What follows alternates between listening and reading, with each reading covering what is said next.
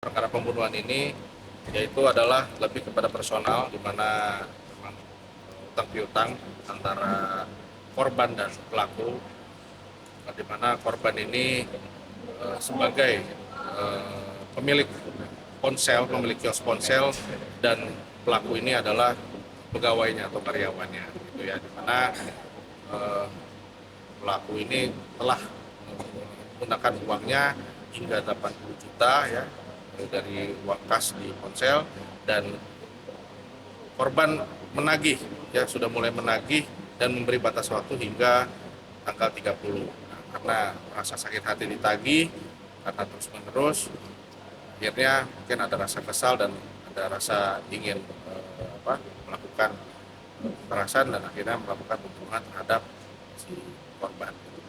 Apakah ada indikasi tersangka lain, Pak? Karena ingat menggunakan mobil itu. Ya, untuk pelaku betul-betul melakukannya sendiri, dia menggunakan mobil rental, ya, dia betul-betul merental, merencanakan, dan pada saat di hari kejadian pun dia menggunakan mobil dihentikan dulu 10 meter sebelum menuju ke kios di seberangnya, ya, jadi dia memantau dari situ, melihat, menunggu korban keluar dari kios untuk ke arah kamar mandi.